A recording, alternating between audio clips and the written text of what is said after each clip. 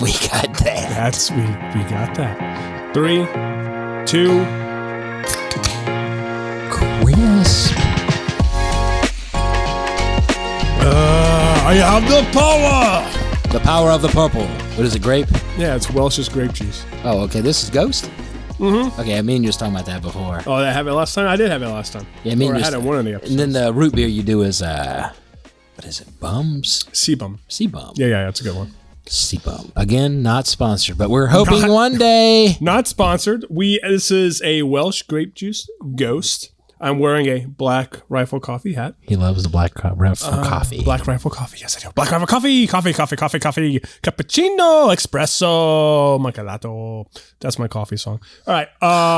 We are not sponsored by those people, but we do hope to be at some point in time. We hope to get some kind of sponsor one day. Maybe 5 years from now. We'll get something. Well, Brandon, what are we here? Brandon. Oh, wow. Brandon, what are we here for today? What are we here for today, Brandon? What are we here for today? I don't know.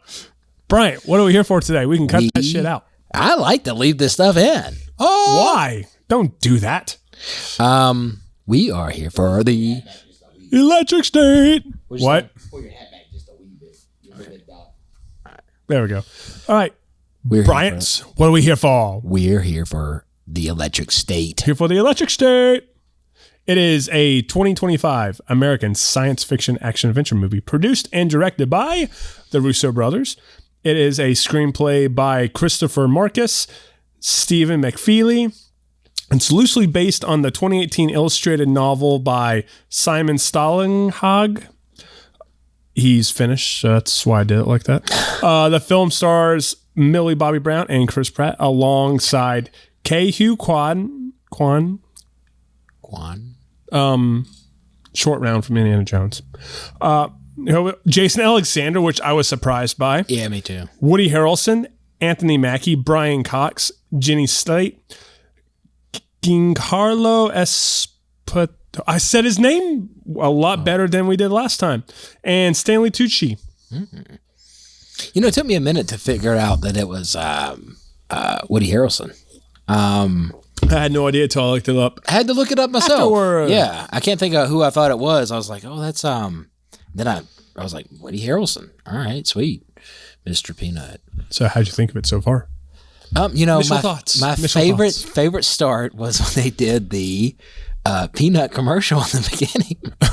Before that, because we were watching it as it's aired. I guess the first few weeks it's airing on Netflix, and I mean it's a Netflix movie anyway. But they did heavy into Planters Peanuts. Mm-hmm. There was so much promotional stuff for that. Oh yeah, you know they put some money in that somewhere. Although Netflix says they do not take product placement, which is they said a lot of producers still do product placement. It just doesn't go through Netflix. I did look that up. I had no idea. Thank you for letting me know. I learn new things every day. Loved it. I mean, overall, well, the film, I'll talk more. Yeah, I'm just saying, I love that opening where the animation. The opening was my favorite because it is an alternate history 1990s. And they started off with that song, and I'll look it up in a second. But the song and then like doing the alternate history stuff, it reminded me of For All Mankind in a way. I could feel that too. And a little bit of Tron, like Tron Legacy a little bit. So I was like, you know what?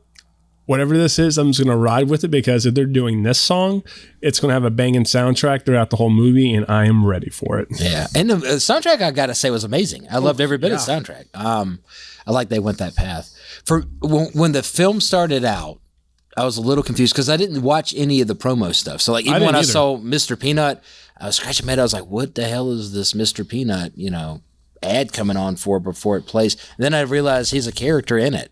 I was kind of surprised. I think I was looking at my phone for the ad, so I didn't catch it. Oh. I always do that. Whenever there's an ad, I'm like, watching, ad. Okay, scroll.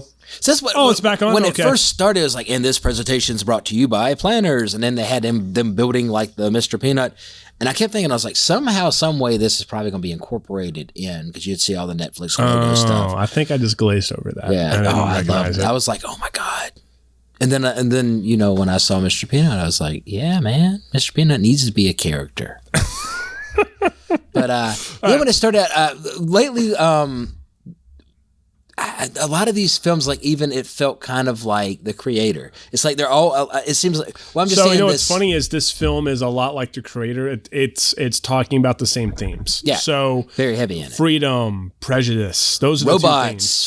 freedom, robots, freedom against human beings. Yes. Mm-hmm. And that's when I guess since we recently watched The Creator, I kept going back to, and then I expressed I didn't care too much about The Creator, so. That's okay. I know.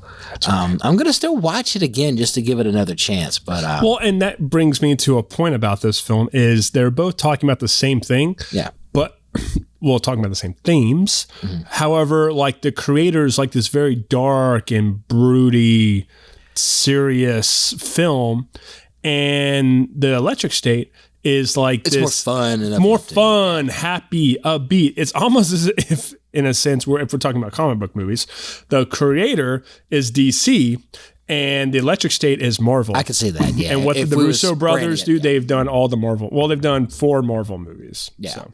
And when you said, I didn't realize the Russo brothers did it till I saw the end credits, and I was like, oh, Russo brothers. So then I kind of started feeling like, like why they got Chris Pratt and all this stuff, and I was like, okay. Well, to me, I was happy that they did it because I've seen The Gray Man that came out 2 or 3 years ago. Mm-hmm. I've seen their Avengers movies. I've seen Community. I haven't seen Arrested Development, but I've seen Community. They had a big, heavy hand in Community. I didn't know they did Arrested Development either. Yeah, so out of a majority of the projects I've seen of theirs, I've loved them all. Mm. So there's that. Okay. You want to go into the plot for a little bit, or you want to go straight into the cast? All right, so... Yeah, let's talk about the plot. Okay. So in 1990, a war between humans and robots has left the world in disarray. With the help of the Center... CEO Ethan Skate, who is Stanley Tucci, who developed what's called a neurocaster technology to help humans upload their minds into drone robots. Humanity managed to win the war while robots were banished into an exclusion zone. However, the success of this technology meant people opted to live their virtual lives in a semi-vegetative state while drones did most of the work. Mm-hmm. And I think also from... That gave me WALL-E vibes. WALL-E, yeah. Definitely. And I don't know what I think everybody's trying to project. Like, I think it's just by what we're dealing with now with a lot of the AI going on and a lot of these rights movements going on. So I feel like they're trying to express that right now because it seems like that's a niche for right now for us to be going into that kind of world.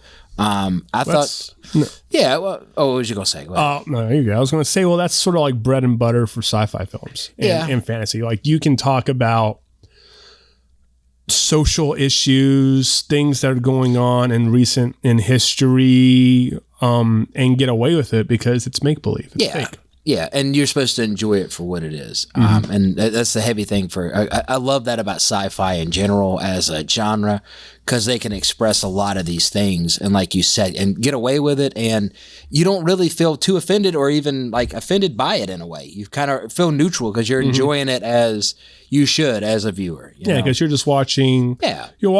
What's catching your eye is the window dressing, the robots, the fighting. It's like if we ever talk about Star Wars, we'll get into that. But like that's sort of what it is. But at its heart, it's really talking about these things. Mm-hmm. And if you pick up on it, if you watch it like over and over again, you'll be like, oh, that's what they're talking about. So like in a sense, it's a really good way to like discuss deep topics. Yeah. But at the same time, not beat your head over with it. Yeah. Because that's kind of off-putting and people don't like that. Yeah. And I think after watching even like The Creator coming into this, for me, it just felt too repetitive. I think that was the thing because we just watched something about like this freedom of robots and we're seeing another freedom of robots. And again, I didn't know what I thought the Electric State. I didn't even look at the poster or anything. I just remember we was talking about it was like, let's do the Electric State. So one day I was just like, okay, I'm going to just click it in, let's do it. Mm-hmm. So for me, it was really a lot of surprise because I probably should have done the research. At least I'm going to try to get better at that. I'm doing the research. He's relying on me to do all the research, which is fine. On you. It's fine. I'll talk about it. I'll do it. The topics. I think that's one thing I'm going to try to start doing more is at least looking at the posters and stuff. Because I came into this and I was like, oh, like completely like if you just like if you gave me a book and was like, hey, let's read this book. And I'd be like, oh, okay, this is nothing that I thought the title would be. Well, I mean, I did the same thing. I didn't see any trailers. Or anything. But you probably at least saw you at least knew there was robots, right? Yeah. I didn't even know that. I saw the poster on Netflix where it said like they give you the little bell if you want to like remind me it's coming out. I'm like, oh yeah, sure. I literally clicked it. Bobbie Brown will watch it. Yeah, I literally clicked it. Saw it for 2 seconds and I was like, okay, let's just go. And I probably should have took time to be like, at least read the caption a little bit. Like, okay, let me see what I'm getting. It's all good. Just go into it. In the future. All right, next paragraph. In 1994, teenager Michelle, which is Millie Bobbie Brown, lives with her abusive foster dad, Ted, hilariously Jason Alexander. Yeah. And before we get into this real fast, dude, Jason Alexander is jacked. He is not jacked, but like way different than the. He's not looking like George Costanza. He's got some weight on him, like some good weight. I saw his arms. I was like, dude's got some biceps. It's probably he's trying to get away from that character in a way, and also he's probably living a better lifestyle. Yeah, he's probably living a better lifestyle. Yeah. Okay, my bad. I digress. Years earlier, she was involved in a car crash along with her family in which her parents and brother reportedly perished. That's very key. She has lived with a succession of foster families, unable to find a stable home. She is also having trouble at school due to her refusal to use the Neurocaster technology and participate in virtual classes. Now, what do you think about that? Her saying, F you to the virtual establishment. And that's one thing. That's a key thing I hated about this film, and I get it. For the viewer, you needed her to be opposed to it. But somebody that's going through that kind of trauma and stuff, especially that's promising, is to get rid of these. Live in this world where you can still live with these people in a way. I would think that she would go into that world, instead of trying to be opposed to it. Her whole family just died. She's living in this kind of a horrible lifestyle with this. Foster guy that's really just keeping her for the money in a way. You would think that in a normal life, somebody would want to escape that through like a Neurocaster. So, for me, enjoying it as the film, it needed that. But I'm just saying, like, if we played real life, I think she would be stuck in that. I think she would live in that world. I would feel, but. I don't agree. I don't agree with that. At all. That's okay. Sorry, buddy. I feel like with her character, how it is, even realistically, some people, they don't want to go into a virtual world to escape it. Yeah. She probably wanted some sort of, no. And that's exactly what happens in the film is she wants closure and she doesn't have closure. Like, yes, the doctor told her as she's like kind of going out that like your family's gone. Yeah. But like, that's not really closure in my point of view. Yeah. So, and then her and her brother lived in these fantasy worlds with cartoons and stuff like that. So I can kind of see her, like her adolescence, rebelling against everything. Of course, she's going to rebel against the virtual thing because that's the establishment. And you know how we are when we're preteens. We're all just like F you to everything that's supposed to be that's a good social for you. norm. Yeah, exactly. Yeah. So of course she's going to be like this. Yeah. All right. Moving on now. To the plot part next. One day, the sentient robot Cosmo. Now, this is also key because I just mentioned a cartoon. Yeah. So in the cold open of this film, besides watching the events of the alternate history show where we kind of know what's going on. Yeah. Millie Bobbie Brown and her brother walk out of him doing like acing the SATs or something like that. So he's about to go off to school and he's wearing a t-shirt of this Cosmo robot because it's a cartoon. So just give you guys a little background. This Cosmo robot seeks Michelle out. He is only able to communicate using gestures and a limited set of pre-recorded words, but manages to convince her that he is controlled by her deceased younger brother, Christopher. That's right. What's going on? Deceased brother in a robot? Ooh, we got Ghost in the Shell vibes going. Yeah, definitely. Who is a child prodigy, just like I said. Michelle and Cosmo set out across a dystopian landscape to find him. Now, this is interesting too because the dystopian landscape. I love the design of it, but it's also kind of weird. And with my research, when you actually look at the illustrated novel, now I don't know exactly how you would classify this. It came out in like 2012, 2013. Okay, so it's more newer. It's more newer. It's because I've looked at some of the panels on it online. It's not a graphic novel. Okay. And it's not just like a book of just pictures and you just flip, right? It's almost sort of like a children's book where it's a massive picture and there's little blurbs of what's kind of going on as you flip to it. But this is the biggest issue, and this is what a lot of people had an issue with this film. Is yes, the film's still dystopian, but it's kind of Marvel-like. It's colorful.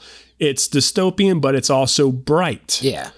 It sort of has like this sense of light happiness, but not really. Yeah. Now the book, it's a lot different. The color palette is a lot more dimmed. The colors aren't as bright, not as poppy. Yeah. And you get like this sort of depressing vibe about it. Yeah. Not so much. It's closer to Blade Runner than it's closer to what the actual film was. Does that make sense? I kind of wish they would have done that then. Yeah. Because I like the Blade Runner, even though the film, the newest film, I didn't care too much for, but I like the color schemes and stuff in that. Well, like everything that you see landscape-wise, technology-wise, that's all accurate to the book. But like you're looking at it and it's sort of just it's bright, it's kind of happy, it's kind of cheery. It doesn't give you like this foreboding kind of depressed, like all this kind of sucks kind of vibe. Everything just looks dated, used. Yeah. Does that kind of make sense? It does. Okay. And one thing when you was talking about it being a book, for some reason, when I did a little bit of reading into it, and I didn't really look too much into that. But I figured it would have been, because the way the robots and stuff looked, I figured iRobot years, like the early, I think that was around the 50s or 60s. So when you said 2012, I was like, wow, that's kind of interesting that it was more newer, because it felt like a very older style. But yeah, I can see that's what they was going with, the dystopian world. Yeah. So along the way, they encounter Keats, who is Chris Pratt. He's a veteran of the robot war with a complex past. And Herman, a sentient robot who is played or voiced by Anthony Mackie. He is able to take on multiple forms. Together, they meet up with a band of robots in the exclusion zone, led by Mr. Peanut, who is voiced by Woody Harrelson. What'd you think about that? That's a paragraph, but that was like 45 minutes of the film. It was a big chunk, yeah. Oh, yeah. Especially when she's running away, and then they get into that truck with him, and they drive. Let's go right there, because so people have also had they've had some hate, not so much on Chris Pratt, but like he's playing a Star-Lord type character in this film, and you see it. Yeah. When he gets out of the truck, like even before he gets out of the truck, they're playing Mother by Danzig. That's how you say it, right? Yeah. And it's such a great song. And he comes out and he's got that swagger. He's got that hair. And like you feel Star-Lord if he was in the 90s. Yeah. And I've told you this. I feel Chris Pratt plays Chris Pratt in every, and I need to probably watch more films. Watch Terminal List. I've watched that. Okay. I forgot about that. Watch Moneyball. Okay, I haven't seen Moneyball. Watch Moneyball. I'll watch Moneyball. I just feel like he's Chris Pratt, but he's not. It's different. Does that make sense? I'll check that out. Yeah, those are two things where it's a lot different. Okay. I always, every time I ever see his character, I think, what was he in the TV show? Was it Everwood? Oh, I'm not sure which one. It was like was it Parks and Rec? Yeah. So he was a main character before he was even famous in the mid to early aughts. Emily Van Camp was also in this. Trent Williams was in this. It's a TV show called Everwood. Okay. And then I forgot the guy's name. He's a very famous TV director in Canada now. He does like all the CW shows besides Kevin Smith. Gregory something. But he was the boyfriend to Xenon and Xenon the 21st Century. Anyways. Okay. So Chris Pratt was in that, and then the second show he got was Parks and Rec. Okay. Yeah. I just feel like he played kind of Parks and Rec. It feels like he's kind of that same character in a way. And I'm like, well, Chris Pratt is very good at playing kind of dumb but lovable. Yeah. I feel that. Yeah. Now Herman, that was my favorite character. I don't know what Anthony Mackie did. He did not sound like Anthony Mackie at which is all. like Mr. Peanut didn't sound. I was like, what? That's Woody Harrelson. I think they did some modulation or something to the voice to give it. But yeah, that was probably one of my favorite. You know, the whole time though, I was like, there's got to be another little robot inside that, and maybe there's another little one. I knew it the whole time. I never even thought about it. I didn't even think about it. Well, when he got that bigger one, I was like, and I'm sitting there looking, I'm going, okay, I think it was Herm 3 or something. I was like, there's probably a one, and maybe there's the smallest one living inside the little one. That's what I'm thinking. I felt like the Russian, what do you call it? The Russian dolls that you stack. Oh yeah. I know what you're talking about. Yeah. When I started seeing that, and I love the big version. What was it?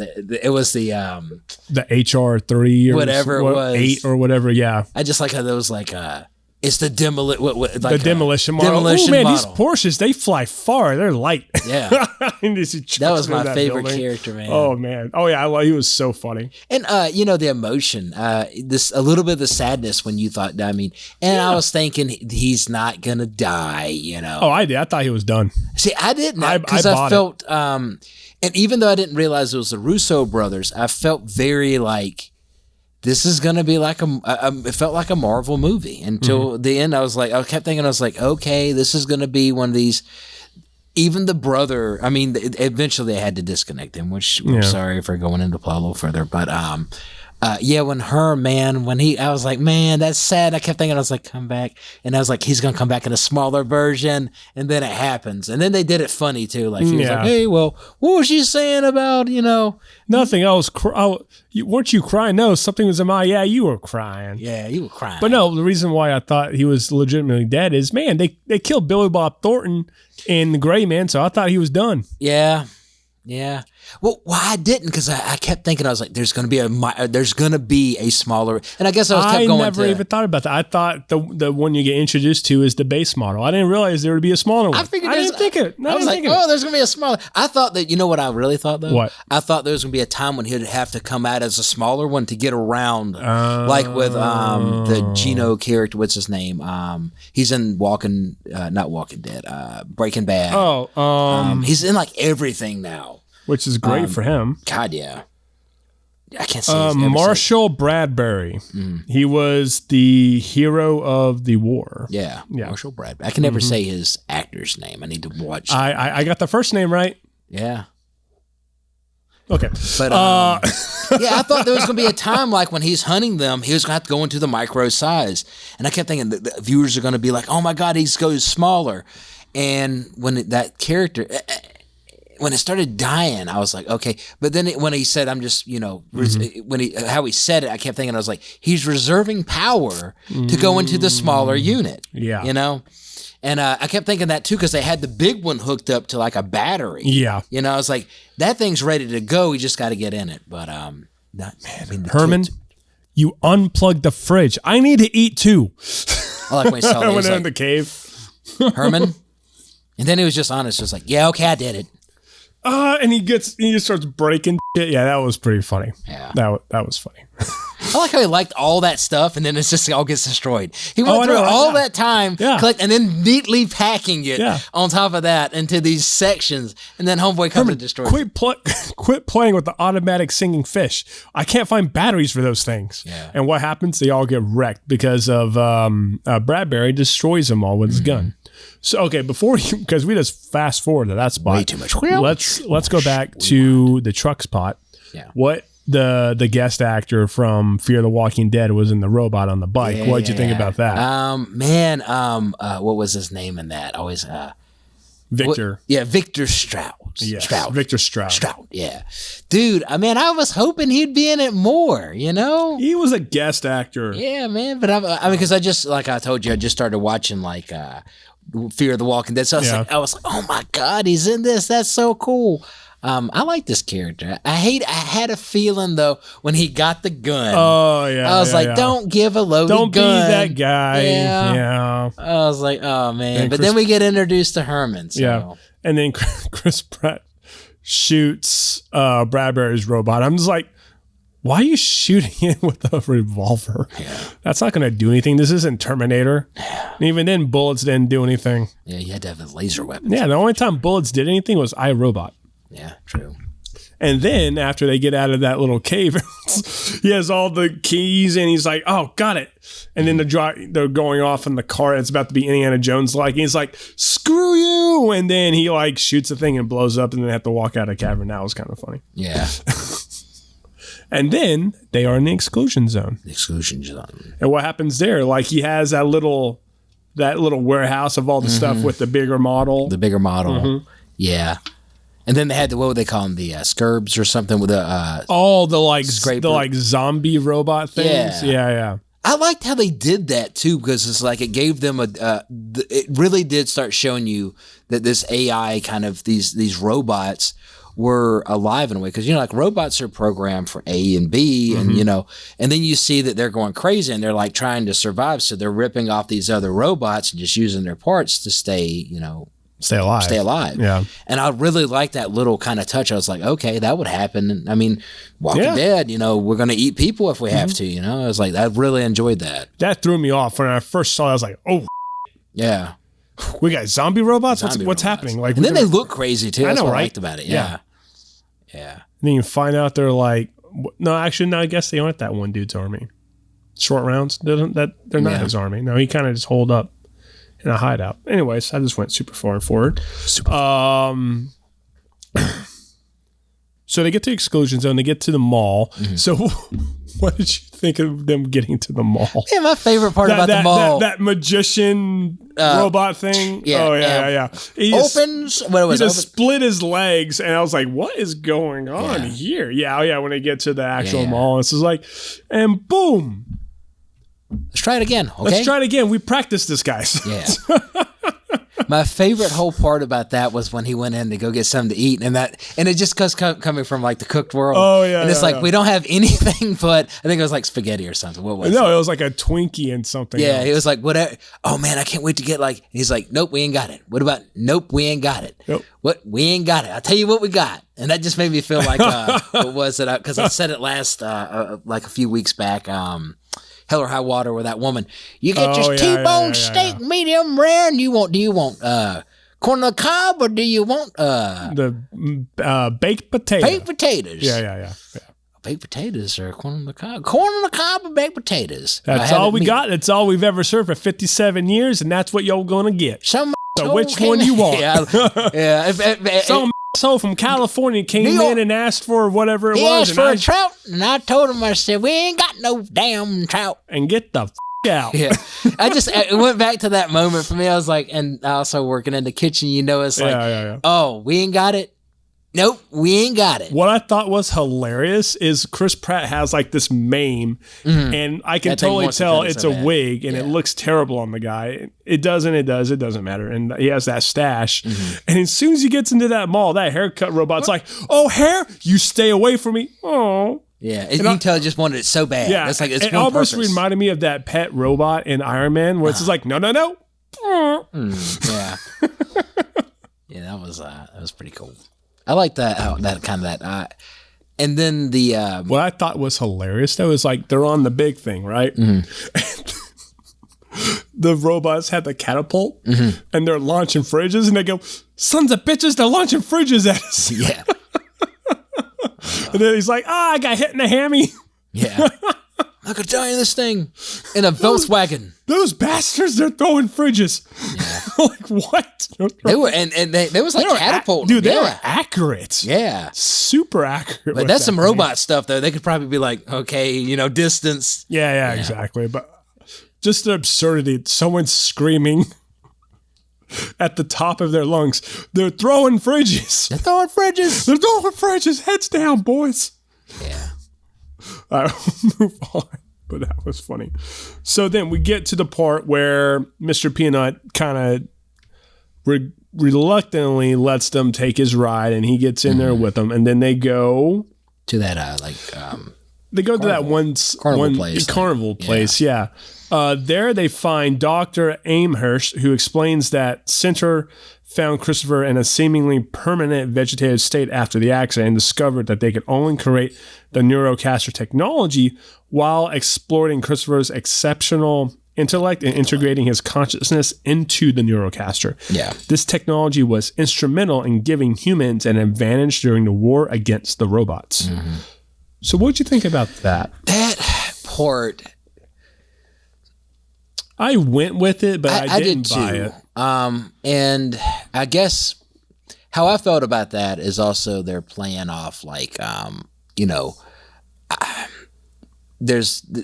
got to, in the beginning, you see this kid's smart, mm-hmm. And that's one thing, like I always tell you, like when we was watching Armageddon, I was like, we could do, in my perfect world, it would have and I kept thinking, I was like, they got to make it like, and I hate to say it, I'm sorry, I love America, but, our smartest guy on the whole fucking planet's living, he's in this like smaller town, he's a kid, That's one thing I just kind of hated. I wish it would have been the father, in a way, Hey, maybe Einstein was a kid. Yeah, well, I mean, growing into... Bill Gates was a kid. He was a kid. Everybody They were all kids before they became men. Yeah, but you think... This guy was just discovered as a kid. Just discovered as a kid, yeah. And you could already tell in the beginning... I'm just messing with you. Well, yeah, we're all children at one time. I'm just trolling him. Just trolling me. I'm just trolling him. But I in my kind of perfect world, I kept thinking maybe... I guess you see it in the beginning when the general guy's walking in the courtyard when he's just getting out of school. That was a sergeant. Sergeant. That was a sergeant, not a general. Yeah. Kid, and that's when I kind of realized, I was like, there's got to be a war of robots. Mm-hmm. It's like, for me, I didn't even know anything about the film, but at that very moment, I was like, there's something that's going to be anti-robot in this film. And I kept thinking, I was like, there's this guy here, this military, somehow, some way, either this kid or this girl is going to tie into this. Yeah. Well, in the very beginning, with how they're talking about the alternate history with the robots and stuff, I was getting, the Matrix, the Animatrix vibes from that. Yeah. So. Yeah. I totally saw the war coming. Yeah. All right. So now, we have to talk about Short Round. Short Round. Short Round was the doctor. That's right. Man, Indiana Jones. Dude, I'm so happy for this guy. He's getting such a great career resurgence. Yeah. Didn't he win either a Golden Globe or something? He won a Oscar for Best Supporting Actor. Yeah. Mm-hmm. Brandon, please look that up. Please fact check me in real time. The kid from Indiana Jones, and he's also, what was his name in this? I can't keep remembering. Oh, it was Dr. Elmhurst. Elmhurst. So, funny thing I found out in my research, originally it was supposed to be Michelle Yeoh. Really? But I think she got tied up with doing Star Trek Section 31 or something else. And so they gave it to him. Man, he's, I'm always going to remember him from Indiana Jones. No matter what, he's always that kid. Yeah, of course. Yeah. What was his line? You could do it, Indy, or something like that. Well, he had a lot of lines. My favorite one of his was, they're in the cave and the spikes are coming down. They're coming up. Was it that part? No. Yeah, it was in the very beginning when they're in the car or whatever, and he's trying to get the vial, and Indy's feeling around the girl's chest to get the vial out of her bra or whatever. And Short Round goes, Indy, no time for love. No time for love. I was like, how does an 11-year-old know about that? But okay. Well, maybe it was an 11-year-old. Yeah, that's true. I knew about that when I was like 11 or 12. Okay, anyways. He got it was the Oscar for supporting. Yeah. Oh, cool. I was fact-checked and I was corrected. Right. Thank you, Brandon, our producer.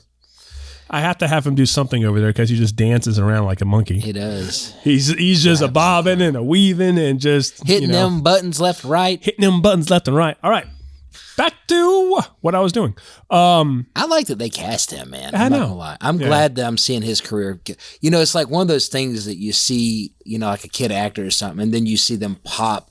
And you look at him and you go, they didn't live like a kid actor in a way. They ain't sometimes screwed up by Hollywood. And you see this whole, that he's living it now and he's appreciative of it too. Well, the thing is with, unlike all these other people who kind of like were child actors and stuff like he didn't have any drug or alcohol problems. Yeah. He was like, and this sounds really bad to say. Yeah. But, he's an Asian actor, and in the 80s and 90s, there are just no roles for Asian actors. Not really. Not in America at least. I was going to say, right when I was like, there really wasn't. I mean.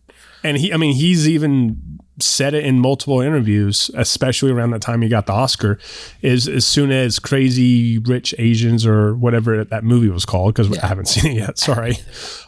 He saw like a opportunity. Oh, hey, Asian actors are like, I might be able to make this a thing. Yeah. And for the longest time, he was actually a Hollywood lawyer. That's what he was doing. Didn't know that. So that's kind of good though in a way, because I mean, you know, he didn't get on the drugs, he didn't get in the scene, and I think that's one thing that I think hurts kids the most. And I say kids, but even teens, because you're getting out there and you start living like an adult in a way, and then you're getting all this money up front, and you. I don't want to say squander. Yeah, and you're trying to fit in, and then there's drugs. You're trying to fill a hole because, at that time when you're a kid or a teenager, you're looking for some kind of assurance. You're looking for validation. Yeah, validation. Validation from your parents. Hopefully, that you have good parents, your peers, and you start realizing as you get older, you have to fill that for yourself, and money isn't going to fill it. Drugs isn't going to fill it. Yeah, it dampens. I think that's why people get on that too. I wouldn't even say dampens. It puts you in like a La La Land in a way. Yeah, it's sort of like those. This is going to sound terrible. Like those booby traps that has like a thing over it, and then you step on it, the hole is still there, and then you fall down and you got spikes all over you. Yeah, like the Vietnamese. Yeah, exactly. Yeah, yeah, bonsai pikes. I think that's what they're called, or something. I don't know. No, they weren't called that. Anyways, it's something similar though. It's a very simple name, but it was a very effective tool. Very effective tool. But yeah, no, that's to your point about that. Yeah, and I'm glad. I'm glad. I like to see him in roles. I'm happy he's getting roles left and right. He just did an action movie, and we need to watch that because that looks amazing. And he did not want to do the action movie, and he talked to Steven Spielberg because I guess he read it. He was like, "You're crazy if you don't do this." Yeah. Okay, I think I know what you're talking about. Yeah. So we'll look up the title at some point. Okay, so, however, Christopher unexpectedly came out of his coma 13 months later. A remorseful Amherst built a way for his mind to escape. Sentry drones under the command of Colonel Bradbury attack a recaptured Christopher, killing Amherst and destroying the robot's home. So they took out the carnival area, which was where Amherst's hideout was, and then they took out the mall in retaliation for... I guess breaking the truce. Yeah. And that was another issue I had right there was how Amherst died or how Short Round died in the film, which was, I don't know how to describe it. I just didn't like it. I'm the same way. I figured he would have got them at least I figured he would have been there to get them through. But then it makes sense. I guess if you watch it again, you realize that the writers put in that there's his whole mind and this other thing. I guess if you look between like the writing of it, you probably could have foreshadowed seeing he's going to die because there's something there that's got his mind. I foreshadowed it because he's playing that archetypal character, which I don't know what the title of it is, but like it's a key thing to the problem of the story. He's going to give you the key to solve the problem. But something's going to happen to him along the way. Find out for yourself. Oh, no.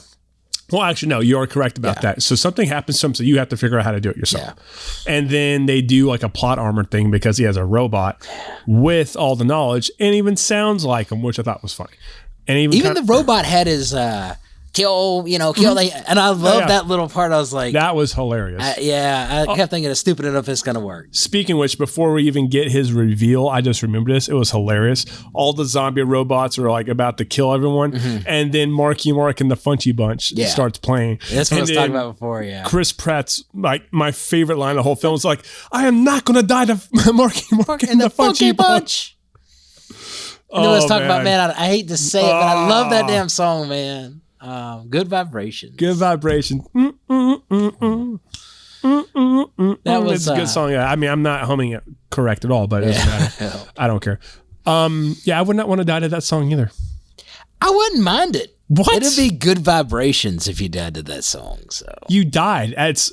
bad vibrations. That's literally the definition of bad vibrations. Bad vibrations. But I love how they use that line, though. That's true. Marky Mark and the Funky Bunch. Oh, yeah, because that was a running joke in the 90s. Yeah. And in the 2000s, yeah, until he became a more serious actor. Yeah, God, he's night and day. Yeah, I mean, like, I think people took him more seriously as soon as he did the Paul Thomas Anderson film, Boogie Nights. Yeah. I think they took him a lot more seriously. I forgot about that. Yeah. I mean, even though it's a movie about porn. Yeah, but, true. Yeah, okay, anyways. So determined to rescue her brother, Michelle infiltrates Sinner's headquarters with the help of Keats and Herman, while the other robots wage war against Skate's drone army. Disgusted with Skate's inhuman actions, Bradbury defects and helps Peanut confront Skate with Michelle. While Michelle discovers Christopher in a comatose state, his consciousness trapped within the Neurocaster system. So I love it that, like, they all, well, I mean, I hate it because it was a bad moment when they all get back to the mall. Yeah, and everything. The mall's decimated. Yeah. It's in ruins. And Chris Pratt's character is like, because the hair robot, he let him have the hair robot survived. And it's like, okay, you can cut my hair. And he looks like the modern Chris Pratt that we know him by. So I liked that. That was cool. Yeah. Yeah. He kind of, it's, I think of this as like a cutesy movie. And, yeah. It's got the little parts where, he probably wouldn't have done that, but he did it because it's one of those movies. Yeah. Also, I think he was probably getting ready for another movie and he had to cut his hair. It could be, and they're like, how do we write this in? Yeah, exactly. So, and then I loved how they used God, why can I not think of it? Man, I'm gonna have to look it up. You talk while I look this up. Okay. Going back to what we was talking about for the Chris Pratt, I think they also played off the hair thing because he grew a respect for robots. So it's kind of like he didn't want anything to touch his hair, but he saw this decimation from what just happened, this horrible thing happened, and probably that he's seen probably overseas or something before this robot war. And he wanted to give that a little win, that hair robot. That's what I like to say. Man, I can't think of it. Oh, God. Who? It's a band. Is it the Flamingos? No, it's not the Flamingos. Judas Priest. It's Wonderwall, the band who does Wonderwall. Oasis. Thank you. My God, that was killing me. It was killing me. Anyways, I kept thinking I could have helped you out the whole time. I know you could have helped me out. My God, I'm sorry. Okay, God. Anyways, I loved how they did a piano version of. I don't think it was Wonderwall. It might have been what's the other famous song they have? I can't remember. I know Die Another something or. I know what you're talking about. I like that the Taco Robot was the one that did it. Yeah, dude, I love the Taco Robot with doing all the music. Yeah, then they killed him, man. I know, I was so sad when they killed him in the that guy final alone. battle. Yeah. He's like one of the drummer boys. It's like you don't shoot the drummer boys in the Civil War. I was so sad, but I was also laughing when the boss bot popped up and he pulled out his blaster and pointed it, and he was just like, don't, just doing his thing, and he looked up and was like, uh-oh. He got blasted. It was so funny but tragic at the same time. It's like, leave him alone. He's a drummer boy. Yes, if any of the robots you leave alone, it's that one. He's not dangerous at all. No, he's just playing music. Yeah, that's all he cares about. Great music. Yeah, he could have kept everything going. Oh yeah, so we should talk about this battle then. Oh, the battle. So they get to San Francisco. No, Seattle. Yeah, they get to Seattle of all places. They start chucking cars. Yeah, I love that too, man. I love that. I kept thinking, is there a bigger version of Herm? And I was like, there is. And it makes you wonder if there's even a bigger version. I know, right? Yeah. Is there a World Trade Center size version of that? Or something robot? In space or something, man. Right? That maybe have worked on the International Space Station. Maybe that would be pretty cool. But they chuck a Prius, and Herm's like, "Oh, these things are light. This is going to go far." And he trucks and he goes, "Oh, maybe it went a little too far." Yeah. I like how you just see him cracking into the building. Yeah. Well, that one chick is just like smacking the window. What? Yeah. They're chucking cars at us. Chucking cars. They're what? They're throwing cars. Send out the robots. Best thing of all is it's their cars that's working. I know, exactly. It's their cars. They're parking. Yeah. Oh man. So In a reunion within the virtual realm, Christopher expresses his desire to be freed from his exploited existence. Respecting his wishes, Michelle disconnects him, resulting in his physical body dying. During the battle, Keats almost loses Herman, but with his large robot form, gets destroyed by a drone robot. However, a miniature version of Herman emerges from the wreckage. Christopher's death triggers the shutdown of the drone's operations, dismantling Skate's control, ending the exploitation of Neurocaster technology. In the aftermath, Skate is arrested and the world begins to rebuild from the devastation wrought by the war and the corporate greed. Michelle then broadcasts to the world exposing how Neurocaster technology has affected people's lives and inviting those who wish to live in peace to the exclusion zone. Yeah. I'll talk about the last bit in a second. So, what's really funny is in the very beginning when they're doing like what I call the like Jack Ryan, Tom Clancy kind of political intrigue kind of stuff, is they have like the reporter people talking about state of the world. What's really cool is the guy with like the weird little mustache. That's one of the Russo brothers. Really? Yes. And he always cameos in all their films. Okay, he's trying to be a Stan Lee, huh? I guess so. Well, no, he did actually a pretty good job in Endgame.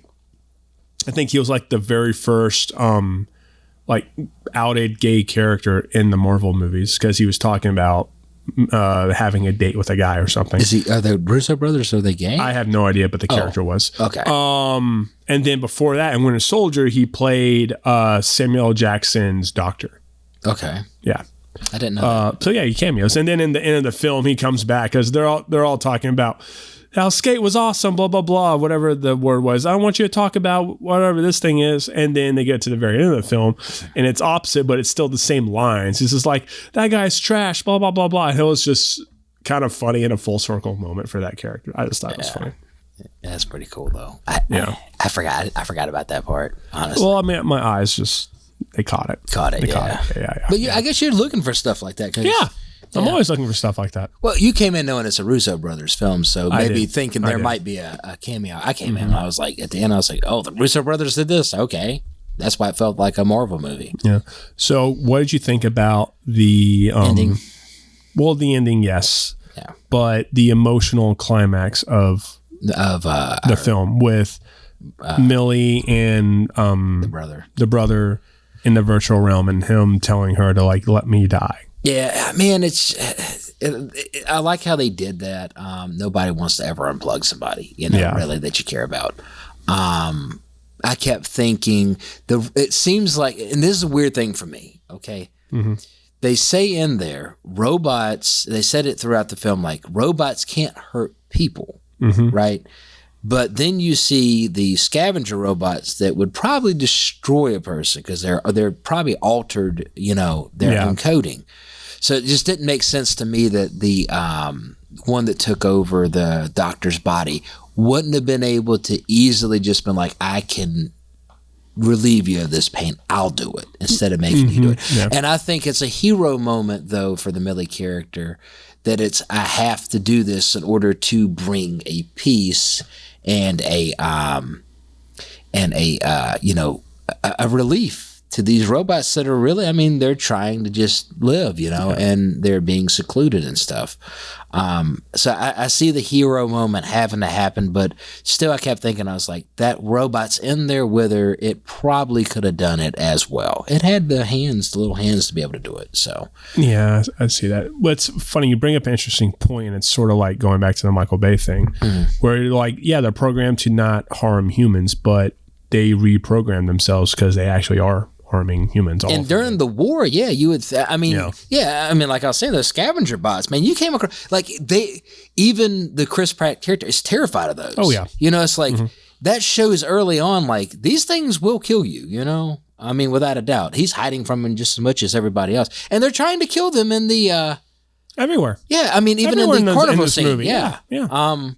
So it's just one of those things. I mean, even when they're throwing the fridges, if they detected a human there, it's like we can't even get near it. We might harm a human. So for that, there's just like a little writer's flaws. Like give her at least the dignity to not have to kill her brother, or put the robot where he didn't had to leave the room for something to defend her or something. Don't leave him in the room, I think it's one of those. She had to be the hero moment. I mean, it was a hero moment. It could have been done better, but at the same time, like I sort of get. You got to enjoy it for what. That's what I hate that something like what was we always talk about Ben Affleck. You got to enjoy it for what it is. It's a movie. It's just a movie. Just go with it, man. Yeah. So that's now. How did you like the? It's not. You know what I call it? I call it the Optimus Prime speech at the end. It feels like it. Yeah. Yeah. Especially like it even feels like it from the original Transformers movie. Mm-hmm. I liked it. It's one of those things that I think you need at the end, especially for a sci-fi film. Yeah. Are we going to talk about the ending with the junkyard? Yes, we are. Okay. All right. Sure. I was like, yeah, you're right. What did we find out at the very end before they go to credits? He's not dead. He might not be dead. Yeah. Or it could be the consciousness re-uploaded to that bot. It leaves the viewer thinking. And I like that. What would you say? Okay, let's just say real quick, I'm going to say that thing's been hijacked by him. So it took a while for it to reprogram, relearn. And that's the thing. What would you say? Is it the kid coming back? Yeah, I would say so. I would say it's sort of like Amherst's robot, where it's not exactly the kid, but it's like the essence of the kid, probably. See, we always see two different sides of that. I'm like, I want to see the bad. Because it does, in a way, it sets up for a sequel. You're the glass half empty guy. I'm the glass half full guy. For movies, usually in life, I'm usually like, oh man, things are bad. It's going to be okay. But for movies, I think that's where I kind of like, I like to live in that dark space for me. I like to, I don't know. That's kind of where I'm like, okay. I like it when the heroes die. Like I was saying with the creator, I was like, I kept thinking, I was like, oh my God. He's going to survive somehow. And then you see the whole thing fall and you're like, okay, he gets to go down with it. At least there's a happy ending with that. That's true. But I was hoping one day we're going to be on the same side. I'm going to be like, what do you think, Lewis? And you'd be like, it's totally the robot. We will at some point. All right, so let's go through this cast. Okay. We've talked about Chris Pratt and Millie Bobby Brown. Let's talk about them together. What do you think about their chemistry together? And they're good. Definitely they play a certain character, and you can see their characters always crossing it. I could see like a Stranger Things crossing in. I mean, because she played more like Holmes. I felt like No, I feel like more of that drama style, more semi-comedic, She had those moments like with her brother when it projected that thing, you could see that. I mean, they had the sound, like I was saying, one thing I loved about this is the sound score and stuff. At these sad moments, they put in good sound pads and stuff for, the sad. So it gets you in the mood for that. I think their chemistry was great. I do too. I like it. Like it's... how could I say it? It felt like brother-sister, though. Yeah, that's what I was kind of going for, because he's sort of like, all right, you ready, kid? All right, get at it. Yeah. Knowing the kind of deal. So I dig that. He had very great weapons handling, even when he was on the giant robot for the fight, when he's taking a knee. Like, I saw him, like, picking his shots and doing it. So his terminalist training is still working. Yeah, and I think, too, when guys like that get into it, I mean, he trained hard for that role in Terminalist. Well, you also see it in a different example in Star Wars Rise of Skywalker, when they're blasting their way out of the Star Destroyer. Oscar Isaac had extensive military training for a military film on Netflix called Triple Frontier. Yeah, I like that movie. Yeah, it was great. But you see it coming off because the guy who's in Chewie's suit obviously did not. John Bodega, who was Finn, had none. And you see the only dude who's checking corners and like pieing walls and doing all the hand gesturing is Oscar Isaac, because he did all that training. Yeah. John Bodega is just like, oh, boom. Just doing like 90s action stuff. And I think sometimes that stuff sticks with you. Well, I mean, you're military. It sticks with me because I'm like, yo, why does the pilot have better weapons handling than the actual trained soldier? Yeah. I feel that. But like, okay, whatever, I'll go with it. Yeah. So I forgot he was in Triple Frontier. Yeah. Yeah. Yeah. They did extensive. I love that movie from and I'm sorry to be going into another movie, but man, that was a good movie. Yeah. Well, I've watched this so many times. Fantastic. It almost didn't get made. Yeah. Okay. So what do we think about Stanley Tucci as the main bad guy? He's always seems like that sly, just that guy that's going to screw you over in a way. Yeah. He plays that character, even his voice, his look. Yeah. I mean, I couldn't see another character like that. I mean, he plays that very sly, He did a very good job in that character, and I absolutely hated that character, so he did his job. Yeah, right. if you are hated by, I mean, it's his expressions too. I think they picked the perfect person for that, without a doubt. Well, it was just like, and it goes back to like the themes we're talking about, freedom, prejudice, and then what makes someone human and what makes something, not human. So like not real or something like that. And the Bradbury character kind of like highlights that because he's going after robots because they're not real and that's the law, and he's taking them out. Yeah. And then you see Stanley Tucci's character doing inhuman things. And then like he helps the peanut guy because he's like, I finally met someone who was worse than a robot or whatever the line is. And it was somebody that's even worse. Yeah, and he shuts down his drone because he's just like, oh, we're the problem. Mm-hmm.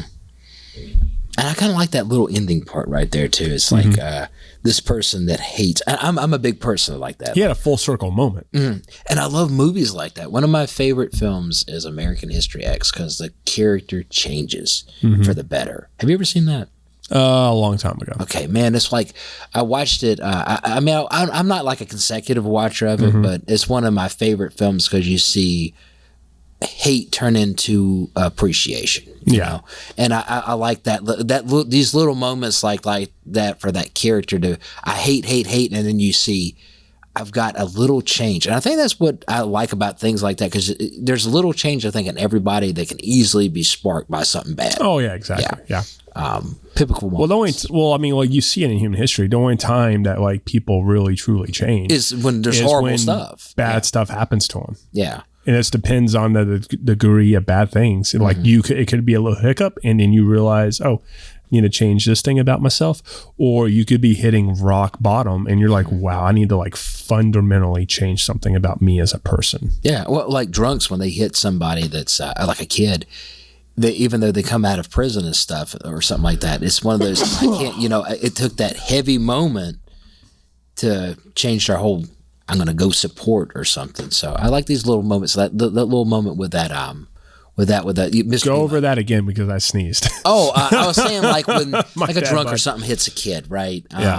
It's, it's like even when they come out of like maybe prison or something, or if they had a prison sentence, it's easy to go back to the bottle. But instead, a lot of these like, and it's sometimes like it hits them so hard that they'll go heavy into like inner city and dedicate their whole life to fixing that, like they'll go in and be like, hey kid, find a kid that's like really screwed up or get ready to go down that heavy path. And it's that little moment that changed their whole thinking, So I like those little things for that character. I always call him the Gus character. For him to see that, Mr. Peanut, it's like the first time he acknowledged him as a human almost, And you see that moment and you're like, okay, I really appreciate that moment. I appreciate that kind of stuff too. Yeah. It makes you feel. And that's what films are supposed to do. They're supposed to make you feel something. They're supposed to, yeah. That's the whole reason we do this. Yeah. Good, bad, sad. That's the reason why we're literally doing this. Yeah, because we love to talk about films. And if you don't have a feeling from after a film, I mean, like even like we have a rating system. Oh, it's good or bad. You still have a feeling from that movie, It's either even from any bad movie, you still can pull a feeling out somewhere. That's very true. All right, let's go through some, because we've already talked about Jason Alexander. Yep. We haven't talked about Woody Norman, who was Christopher the brother. Oh, man, because you forget about him. You do. But he's there the whole time, but he's in a robot. Well, he is the oh God, I said it last time. Now, what was he been in? Or is this kind of like his typical? I don't. dang, I can't think of the film. No, the film term. The MacGuffin. He's the MacGuffin. Okay, the MacGuffin. And you had to explain that to me last time. The MacGuffin. Yeah, he's the MacGuffin. You can see almost him cheesing the whole time because he's working with. You can almost feel that he's working with Millie Bobby Brown in the film. You can almost feel that character almost cheesing the brother. Oh, yeah. Well, I mean, there were some flashback scenes. I was just like, man, this is super cheesy. Yeah, without a doubt. Mm-hmm. This movie was cheesy. It was very cheesy. Very cheesy. It isn't one of our best. Oh, terribly awesome. Terribly awesome. It's not that. No. It's not nowhere near that. No, it's nowhere near that. Yeah. All right, let's go over some of these voice actors. We sort of talked about Anthony Mackie as Herman. Do we want to talk about Woody Harrelson as Mr. Peanut? I know you had a lot of thoughts on that. Dude, I was the whole time, I can't remember who I thought he was. And then I was like, it's Woody Harrelson. Man, I love Woody Harrelson. I mean, I didn't recognize. Well, once I realized it, I kind of heard it. I couldn't hear it even when I found it out. Yeah, with Anthony Mackie and Herman, I didn't hear that. I think they did some alteration, like give it a vocalizer like a digital thing. Yeah. Now Jenny Slate, I did hear her as the mail carrier chick. Now who's that again? I'm trying to think. The mail carrier. Yeah, I know that. Robot. But I'm saying the actress. Oh, Jenny Slate. Well, I mean, she's an actress. What has she been in that you would have seen? Let me take a look. One of the Venom movies. Oh, first Venom movie. Okay, she was one of the scientists. Oh, okay, I know who you're talking about. Yeah, I didn't know. And now putting face to that. Mm-hmm. Yeah, she sounded pretty similar. I thought it was hilarious because unfortunately, after our favorite person, the piano robot, was destroyed, she threw a letter or she used her hard hand to hit the thing and it didn't do anything. She's like, run! Yeah. that was funny. She was more comical, but then she got in there and she did some work. Yeah, she did. She had that heavy hand. She was busting robots. Yeah, left and right. Well, what hand was that? Right. Right and right. Right and right. Right and right. There we go. Let's see. Who else? Brian Cox is Popfly. I love that. Which one's Popfly again? The robot. No, obviously the robot. The baseball robot. Oh, yeah. Man, I love that dude. I know, right? I forgot about him till you said it. Brian Cox, but he's been in a lot of the films we've been watching. I know, right? That was so hilarious. Chris Pratt's like, hey, is this thing even working? It shoots a baseball at him. Mm-hmm. He took out a lot of those. Yes, he did. He was I love that character. He was going with that bat and just bashing stuff. I was like, oh. And I love how they made it not just that.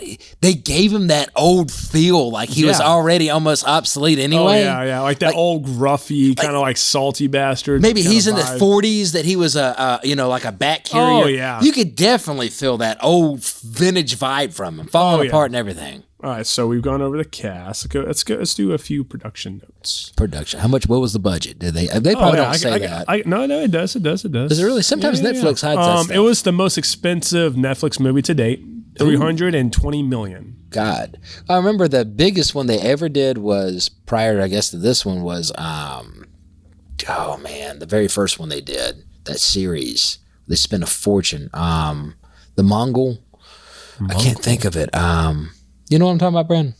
Yeah, it's about Kublai Khan. Kublai Khan, yeah. It was like their very first original. They spent a fortune, and they never thought they was going to make it back. I thought their first one was that House of Cards show. Was it House of Cards? Pretty sure. Hold on. House of Cards, they spent a lot on, too. Yeah, they spent a lot on that. Yeah.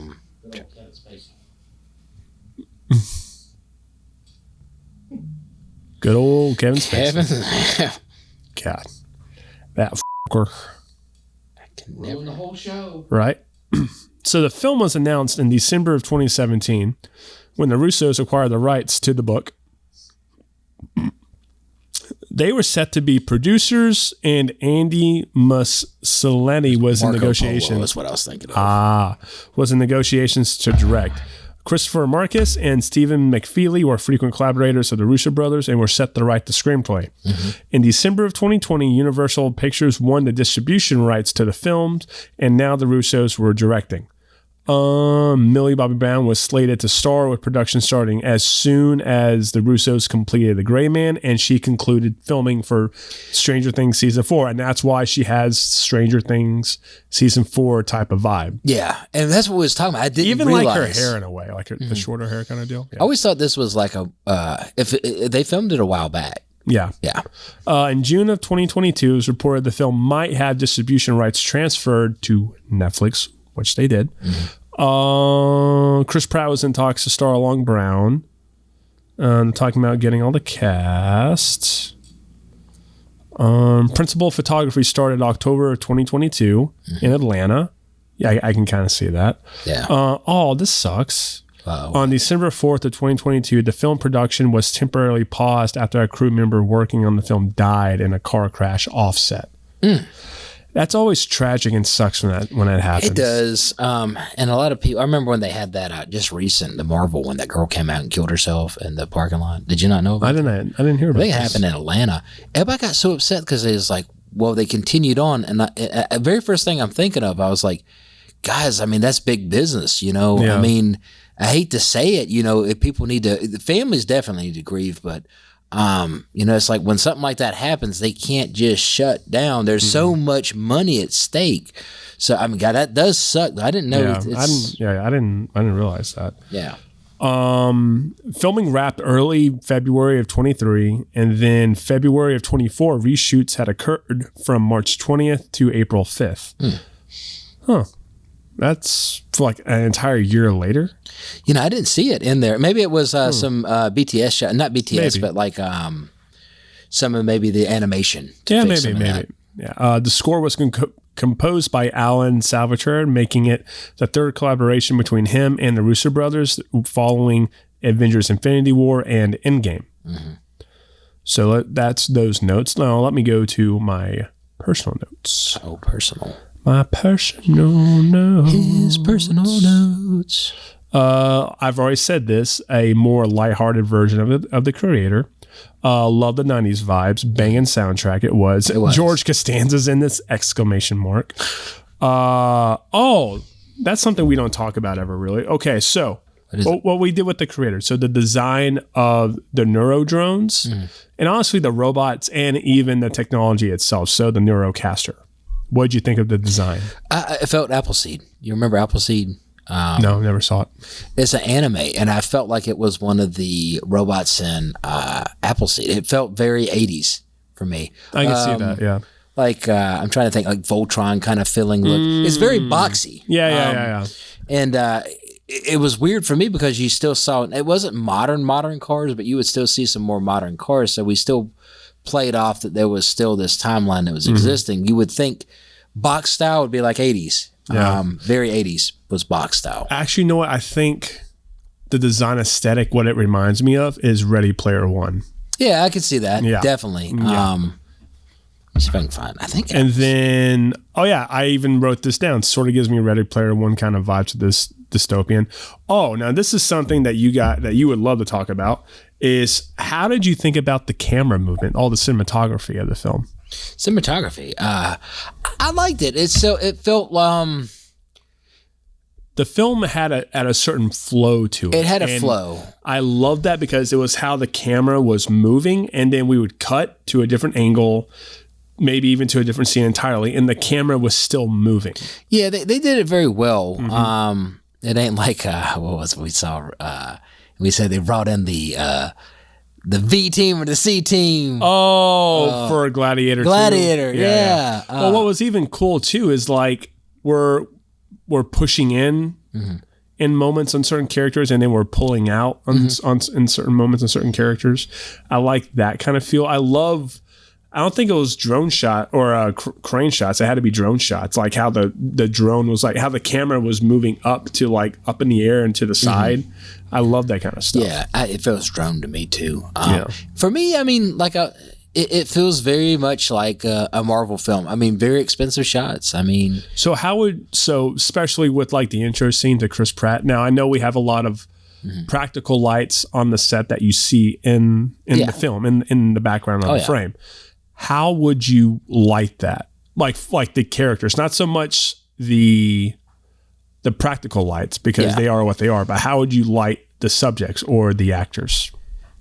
For me, I mean, they did well doing it. I mean, I like that they put it in the environment. You know, if it's outside in the truck and stuff, you would see some street lights. So they kind of kept where it'd be a top lighting, you know, feel. Definitely, anytime close-ups, they always will clean those up because you don't want hard shadows and stuff. But well, I guess what I'm really asking is because we'll be working on a project soon at night. Your project, my project, yes. I'm thinking how same would vibes. you?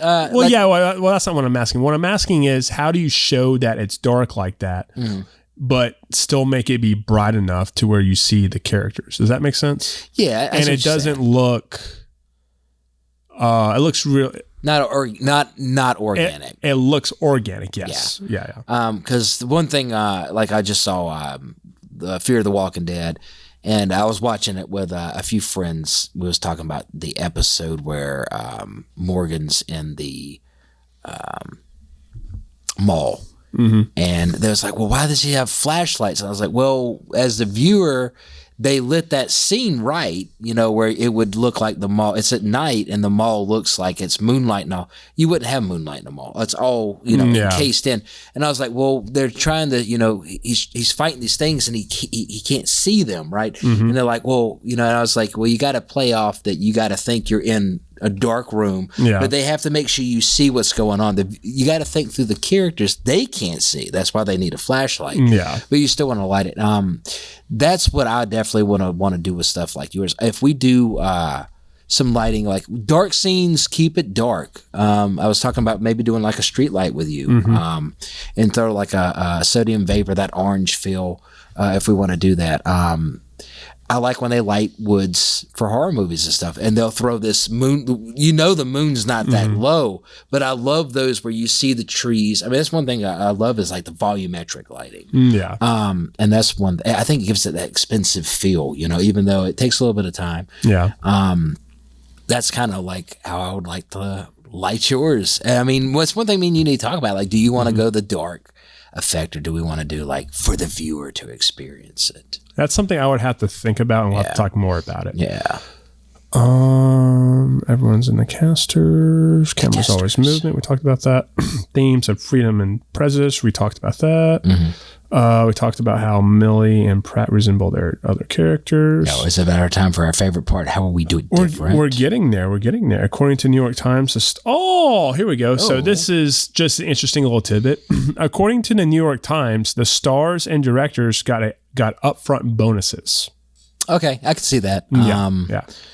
I recently read about, I can't remember what movie it was, and it didn't go theatrical, and they ended up doing just a streaming release. And it's the first time I found out that they do, it's like they pay you for the rights up front in case it doesn't make any money with advertising or anything. Gotcha. I remember this director was having a fit about it because he would have made a whole lot more if it would have went theatrical. And I can't think of the film it was. And they ended up saying, I think it went straight to either Hulu or it was one of the giants. Yeah. And he was just, and it kind of irritated me because I was like, he made $10 million and he's mad about that. Right. But it's like he would have made maybe 40 or 50 if it did well in the theaters. But it could have flopped too, and then he would have made less. Yeah, that's true. That's when I found out it's called like a buyout. I think they call it a buyout. Okay. And then the last thing I really have is, I think I remember what scene this is. I love Harm. I think he said it to Millie, or he said it to he didn't even say it to Millie. He said it to Millie's brother when they're in the cavern. Yeah. Who touched my bass? That was a funny bit. Yeah. But those are all my notes. So now we will go to our next segment, which is what would you have done? What I done? Ah, man. I definitely, I would have done like when you was talking about it. I guess knowing what I know also now versus what I came into. If I would have saw the original writing book and it had more darker colors, I definitely would have made a darker film. That was me. Okay. Even talking about like the brother and stuff, I would have played off, instead of the brother being the smart one, the father, and definitely in the, sometimes like the genes go through. So you see this brother so smart, but the accident, it's the father that survived, and he's stuck in this stasis state. Because I think it would have been, you have to pull the plug on your father instead of your brother for a Millie character. I would have went definitely darker for a lot of the stuff. Herm, hate to say it, when he died, he would have died. I think that would have been a pivotal moment for the Chris Pratt character, because he hated robots. He fought against robots. Herm saved him, and then he saved Herm. It's kind of like they have this mutual respect for each other. The Russo brothers, did this film. I didn't know it going into it. I would have, coming in, I thought this is going to be like this war with robots. That all that stuff I would have kept, because it was part of the book. You know? If you got the money to do it, you still got to stick with some of, the script. I would have definitely went on the darker side of this. The robots, give them more of a Terminator, not like full on Terminator, but it wouldn't be they're just fighting for their rights.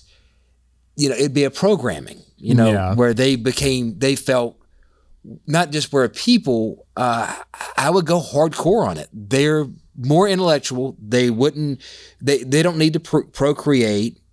So they don't need to wipe out humans in a way, like I hate to say like the Terminator feel, but I would have went dark with it. That's how I kind of would have done it. Okay.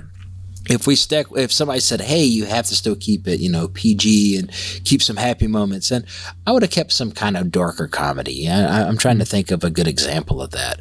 I just think and I wouldn't have called it The Electric State, because for me, The Electric State, when I first heard that, I thought it would be like a 70s, like field trip almost. Like, they're going from California to North Carolina, the Electric State, That's just kind of my little take on that. What would you have done different? Well, that's hard for me. Maybe not a lot. Just tweak some moments here and there. Would you have kept the cast? Yeah, I would have kept the cast. The film felt too formulaic to me. It moved a little quick for me in a sense, where like we're just moving. We're not really getting any really good character moments, like character building moments. And the ones we do, they could have been better. Yeah. So I would have just I mainly would have just fine-tuned the film. Yeah. And mainly kept it as a whole. Yeah. Because like I don't really see anything fundamentally wrong with it. Yeah. And I mean, to go to the electric state thing that you were talking about, it's why it's called the electric state is it's an exclusion zone. So it is a state. Oh, I didn't even think about robots. that. I guess if you making sense of it now, Yeah. I kept thinking, I was like, why did they call this the electric state? It makes sense now. Yeah. It's its own state for their own kind. Yeah. But how much would you have liked Mr. Peanut to be a badass Terminator? What are you talking about? He was a badass Terminator in that film. You see him pull out that cane sword. Yeah. Looked like a toothpick, but that thing was just taking everything out. They're just going to stick him with it. So, what are we going to be watching next week? Well, I mean, you saw that in the theaters is coming up. What was it? A working man. Jason Statham's movie. Jason Statham. Even the producer Brandon was like, "Let's do that Jason Statham movie." Well, I mean, you know the thing about Jason Statham movies. They're all the same. They're all, well... Not the same, but you get that feel. That is harsh. He's going to kick somebody in the face, okay? You know what you are going to expect. You are. They're never terrible, most of the time. They're never, like, Oscar-worthy. Yeah. But they're good. They're fun. They're fun. He's going to kick somebody in the face.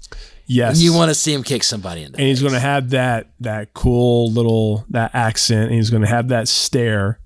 And somewhere, you're going to have to know he's British. He's going to have to make sure you know he's British. Yeah. He's very pro-Brit. I think that's what we said. So we're good for it. Yeah.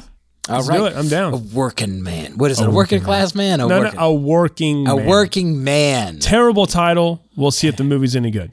I hope he's a working man. Let's see. Well, in the trail, he's got a sledgehammer, so he's definitely a working man. Okay, I hope it's not going to be one of these dramas where he's just building a house the whole time, and he just takes one person in the face. He's building a house, and then he starts murking folks in that house that he starts building. I hope it's not a drama. Kidding. That's not what actually happens. I had no idea. But all right. Until next. Well, hold on, wait. We didn't do our rating system. Oh, you're right. We didn't do the rating system. Okay, my bad. What would you rate The Electric State? We know it's a Netflix film, so we did not have to go to the theater for it. Yeah. I'd watch it again. I'd definitely give it a thumbs up. If I had to rent it or pay for it, I wouldn't do it. Gotcha. I mean, that's just me. So technically, I have rewatched this movie about 4 times. Oh, wow. Okay, so... the first time I was when it first came out, and I fell asleep because it was like 12:30 at night. The second time, I just wasn't in the right mindset. Third time, I was like, you know what? I'm just going to watch this at work because like nothing's going on. Turn it on at work. Guess what happens? I get stuck working, so I don't watch it. The fourth time... 4 times the charm, huh? 4th time is the charm. I literally sat down. I was like, phone, go away. No one's calling me. No one's doing anything. I'm not reading We got a review we got to do, and I need to know some of this stuff. I got to do, and I got to watch this movie. So I sat there and I watched it. Yeah. So yeah, I have technically rewatched this thing 3 other times. Okay, I thought you was going to say the first time I loved it. The second time I loved it. The third time I had to watch it a 4th and 5th and 6th time. Nope. So it just life got in the way. Life got in the way. All right. Until next time.